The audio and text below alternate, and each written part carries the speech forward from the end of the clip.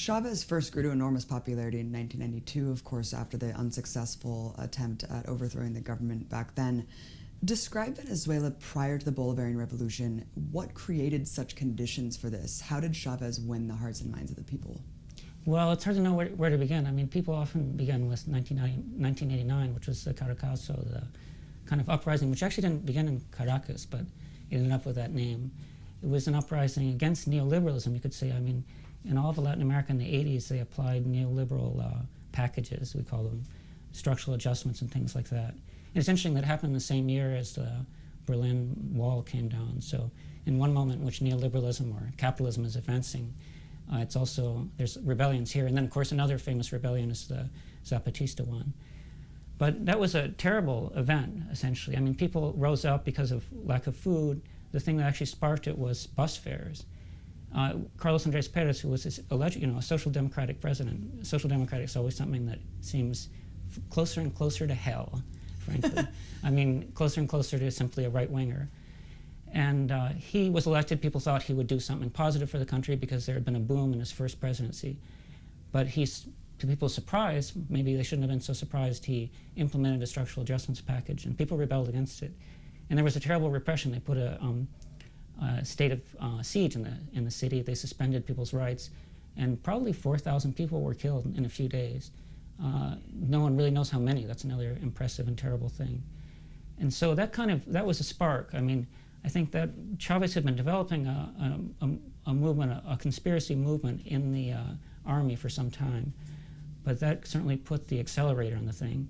And then 3 years later, it's the event that you referred to, in the failed military uprising in 1992, which led to this famous speech called Por Ahora. Now we call it Por Ahora because Chavez said, well, we failed to achieve our objectives, Por Ahora, meaning that he would try to achieve them through another means. So he went to prison, and he immediately became a reference. You know, apparently, right afterwards, there was Carnival, and kids dressed up as Chavez in the streets.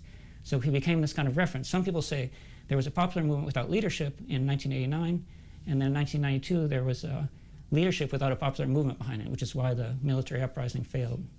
And so from there, when Chavez got out of prison, partly through a deal with the Communist Party, supported the elections of Rafael Caldera, who was a Christian Democrat leader, to the presidency with the promise that Chavez would be taken out of prison. So Chavez came out, this was the Communist Party's project, no?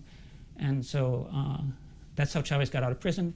Chavez initially didn't think he would go for elections. He thought he would stay in some kind of extra electoral mode, but he eventually decided to go for elections, and he won a rather significant victory in 1998, and that's how he became president. Mm. And when he did win the presidential election, it was dubbed the Bolivarian Revolution, not the Chavez Revolution. How was his movement just an extension of Simón Bolívar? Well, that's one thing that I'm interested in, because I think a lot of people think that that's just kind of ornament in the whole thing. Simón Bolívar is just ornament, no? Simón Bolívar was the liberator of the Americas. A person born in Venezuela, it would be incorrect to call him Venezuelan, because at that time there was no Venezuela. I mean, Venezuela was the capitanía in the larger Latin American nation, you could call it.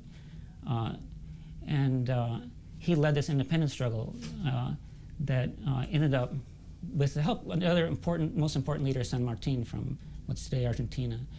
And together they liberated the continent with a giant mass movement. That is a fascinating process. One thing that no one ever tells, no one really has an interest, or almost nobody has an interest in telling a story about the Venezuelan Revolution, which is different from other independence revolutions in the continent, with the exception of the Haitian one, is it was actually a social revolution. Not so much thanks to Bolívar, though Bolívar participated in a semi-social revolution later on, but there was it wasn't a counter-revolution, but there was a socialist rebellion in Venezuela led by Tomás Boves, and that he was a royalist. But his followers, all they wanted was to be free. They were slaves, they were peons and things like that. And they actually turned the tables in Venezuela. And that's why Venezuela is a much more mestizo country than other countries in this area. And that's why Venezuela also doesn't have much of a sense of happily is free from a hierarchical concept. But the most important thing about Bolívar is that Bolívar's whole project, which was a project that came to have, not initially, but it came to have a socially emancipatory dimension. No? He talked about freeing the slaves, so he never achieved it. And he became a popular leader, a popular caudillo, but it failed. That's the most important thing, is the bigger project of Bolivar failed. So the most important thing is that Chávez wanted to take up that project again and continue it. That's a model of a lot of revolutions. In some sense, it's a model of the Cuban Revolution, because the Cuban Revolution, when Fidel Castro assaulted the Moncada barracks, he said the intellectual author for this act is José Martí, which is the Cuban processor who 100 years ago, or a little more than 100 years ago, had been born and had developed the idea of, and developed the first revolutionary party in Cuba.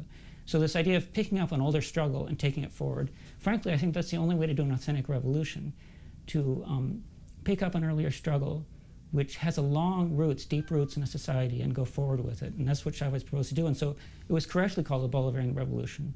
I think it's much more important to think the socialist element is a consequence of the Bolivarianism, but it's extremely important to keep the Bolivarian roots to the revolution. And you talk about the move between rejecting neoliberalism to rejecting imperialism to embracing socialism. Talk about that trajectory. Sure, I think it's important that it was an organic process, right?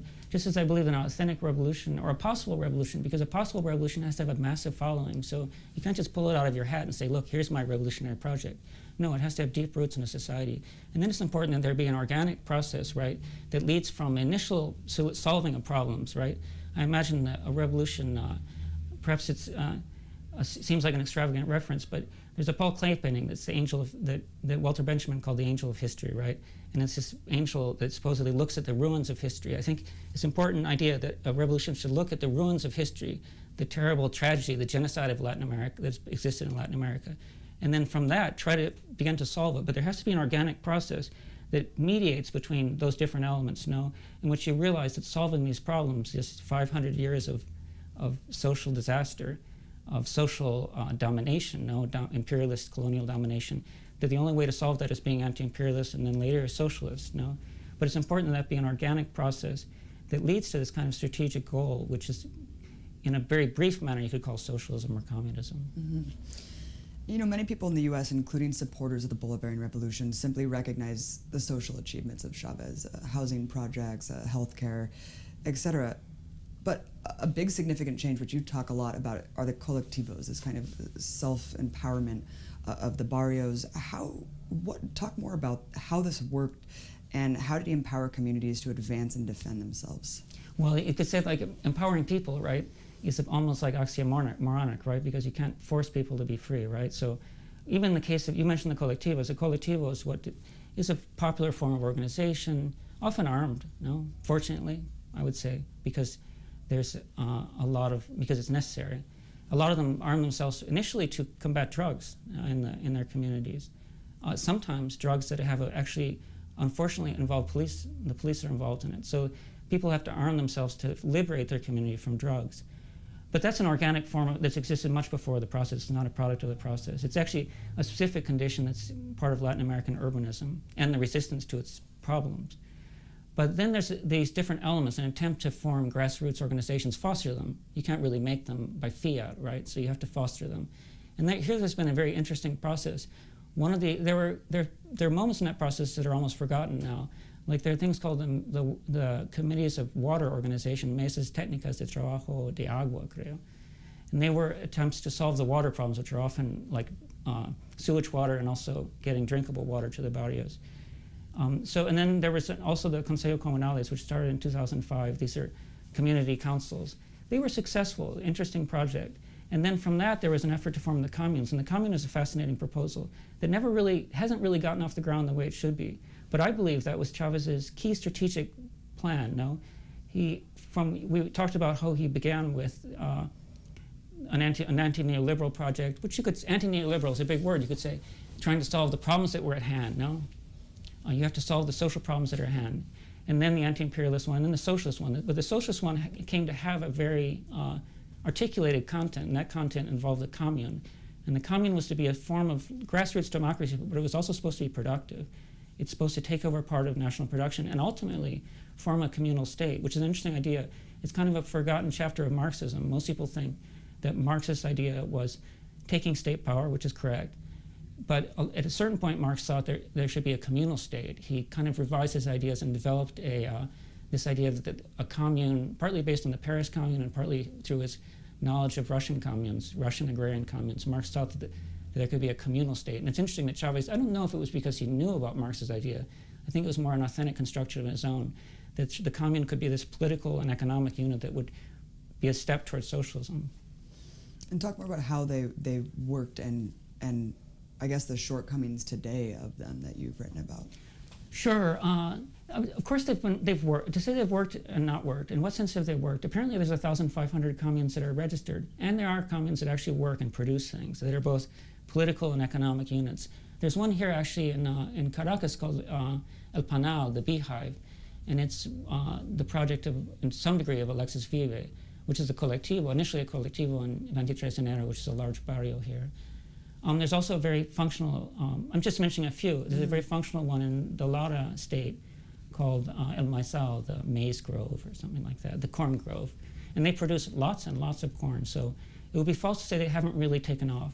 But what you could, unfortunately, they're in a very adverse situation. Unfortunately, this is a capitalist economy. It continues to be a capitalist economy. And unfortunately, the capitalist sector, capitalism is extremely dynamic. You know? That's both its curse, it's principally its curse, but it's also in some sense it's been its blessing. You know? The capacity to grow aggressively. Right now, the aggressive element is much more noticeable than any positive elements. But capitalism here is aggressive.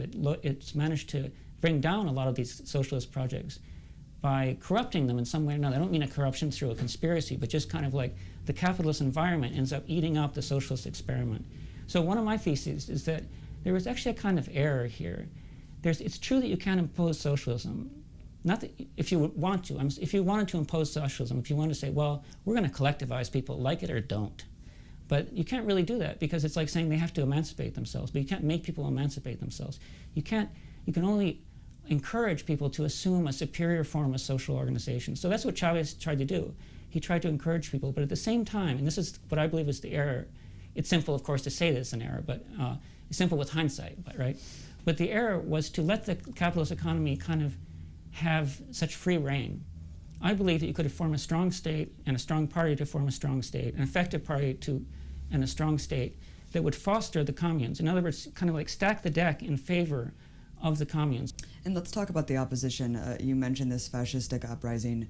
You know, of course, again, the U.S. government media is spending all of its time focusing on this harsh repression on behalf of Maduro, this dictatorial repression against the right to protest. You've argued that the government hasn't done enough to actually deal with this fascistic uprising and the opposition. The question is, who brought this to happen, right? And it's obviously something that if you think about it, what country in the world do people go into their manifestations and they throw Molotov cocktails? I've never heard of such a thing in the global north, right? And the manifestations are repressed quite strongly in the global north, even when that doesn't happen. So if people were throwing Molotov cocktails and burning up the city around them, I think there would be a different kind of response in the north. It's terrible that these people have died. The other thing that is important to keep in mind is that just the overall perspective, right? Not only did they decide to make a manifestation, it's perfectly acceptable that they do manifestations, but I think it's important to realize that, for example, they believe that it's some kind of constitutional thread there's been a rupture of the constitutional thread, and that's why they say, or the constitutional continuity, and that's one of their big complaints that drives them to the streets. But it's interesting that they behaved in exactly the same way in 2014, right after there'd been an election that they lost. And also they behaved in a quite similar way. They assaulted the Cuban embassy and said that many of the same people, right? Many of the same leaders assaulted the Cuban embassy and said that people inside would have to die and eat the carpets, and they would cut off the water and starve them in the Cuban embassy in 2002, when they themselves had clearly broken the constitutional continuity. They themselves, in 2002, took power, and there's a famous image of it's not Pedro Carmona himself, but some assistant of his saying, and now we're going to throw aside the Constitution, and now we're going to throw away the people's constitutional rights, and everybody's cheering like this. So they themselves clearly in 2002 acted in the same way. I think this is basically a question of a large class struggle, and I would say the most important thing for people to keep in mind is that some 20 years ago, a large sector, the majority of the Venezuelan population, basically declared that it existed politically. It declared that it wasn't, with Chavez accompanying them, right? It declared that we are we are agents, political agents. We are human beings in charge of our country. And I don't think anyone can see positively a movement that wants to displace the majority of the Venezuelan population from occupying its place in history. And that's basically what the opposition wants to do. I think that the whole thing in the streets is a terrible theater of cruelty that they have invented. It's a terrible form of blood sport that they've invented. But they do it really just simply to distract in a way, because their real political project is other. If you think about it, like manifestations in history, these are different, people think, like what they call a guaremba here, they think it's some kind of connection with a barricade of the 19th century. In France, throughout the 19th century, there were barricades that were constructed in the city. But that was a very different form of struggle, right? At that point, it was real struggle. People on both sides used all the firepower they had, and it wasn't essentially a question of media, right? This is something that's created for the media, and it's basically supposed to distract and make a spark that's lead to some intervention or something like that. And really, it needs to be ended. Now, one thing that the government could do that it really hasn't done enough of, in my opinion, is simply follow these people, not take them on the march, but follow them to their homes and put them in jail. Because there's a small sector that are actually, relatively small sector that are actually the most violent ones. You can see them come out with their shields day after day, and they're easy to identify. And it would be good for their own interests if they were put in jail. And that would kind of bring down the level of violence in the streets. It's interesting because in the U.S., we have over 200 people, including journalists, who are facing felony charges on riot, conspiracy to riot, for 1 or 2 broken windows at the J20 inauguration. And it's just astounding that these people are facing 20 years in prison. Meanwhile, the U.S. press dares to call what's going on here dictatorial repression and brutality. I mean, I was in the middle of one of these manifestations and I saw it firsthand. They said, only film the violent response. It was clear that they were provoking a violent response from the military. And the night that we were out, there were no arrests, which was astounding to me after seeing them burning down the highways and pulling people out of cars and using these vehicles to block highways. Talk about kind of what they've done. Like, what is the nature of the opposition? Because it's not just, obviously, these people that are out there on the streets. It's a broad coalition, but why do they allow these people to represent them? Well, I think, like you could say, they're the image in the mirror of some. I mean, in the left, people in the left, those of us who are in the left, we believe that in pursuing different forms of struggle, right? Often a left movement will have an armed dimension and a political dimension. I mean, in Vietnam, for example, the Vietnamese movement that was ultimately successful, they had Ho Chi Minh as the political leader, and they also had an armed movement, separate branches of it, right?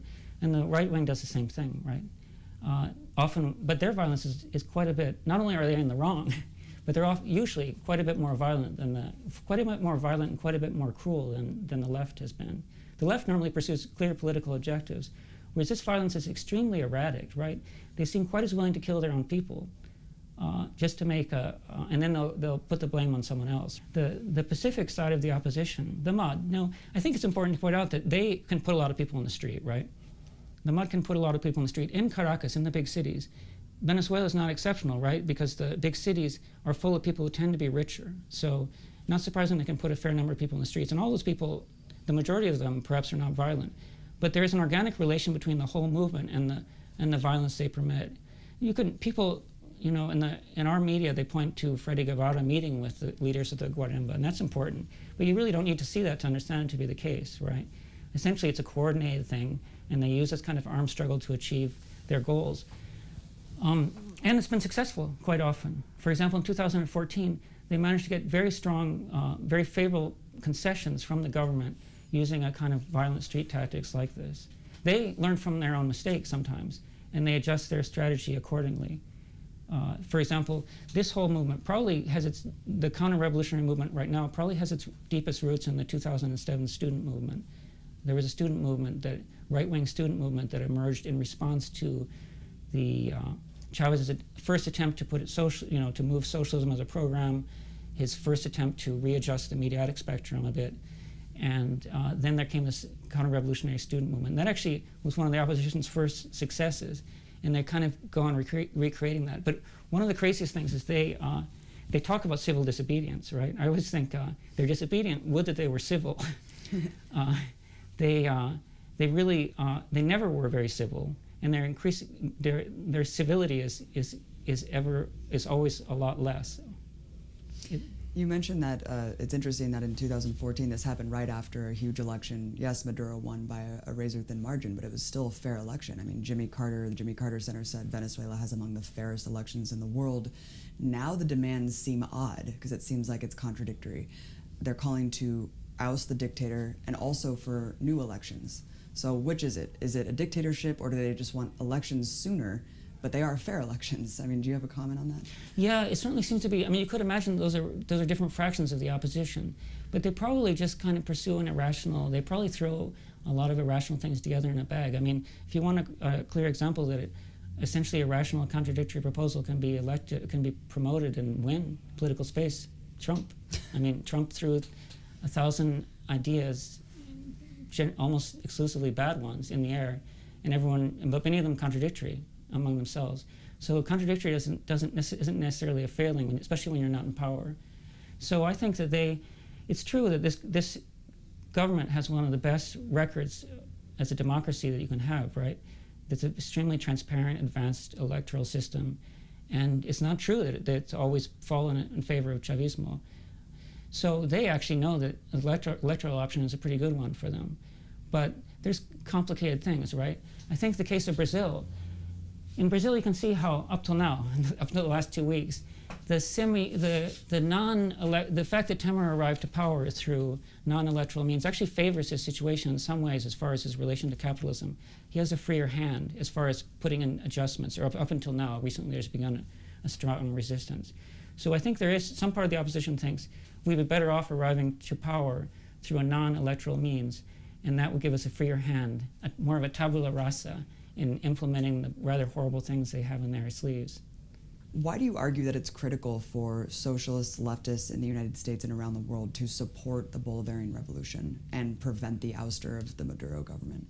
Sure, I mean, I understand it's confusing territory, right? The media makes it very confusing, and they manage to confuse issues quite using all the tools they have in their favor. But I think the most important thing to point out is that this is an authentic revolution that has profound roots, that expresses a desire of the majority of a population, and is a secular project, I mean a project with deep roots, that is a tremendous achievement. And whatever the failings of the current government, in some way or another the government is the authentic, even though it has many failings, and even though the thread often seems thin between it and the popular movement, it is the representative of that movement.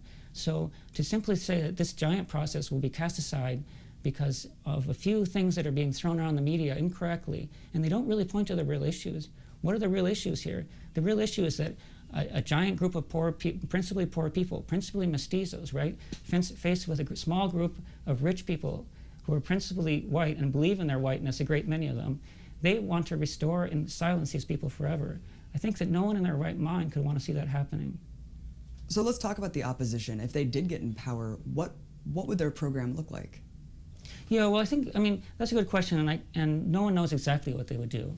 But I think the most important thing you can say about the opposition is that they want to silence people. I mean, I think you can say that there's a question of to be or not to be, right? The Venezuelan people, the majority of the Venezuelan people have said they want to be, and the opposition wants them not to be, wants them to crawl into their holes and be silent and step outside of history and not exist any longer. I think that's the most horrible thing. Now, what particular color it will have, what particular characteristics, whether it will just involve judicial prosecution or whether it could actually be something more dictatorial and fascist, that's a bit up in the air, and no one knows what that would. And that could happen. Things like that could happen.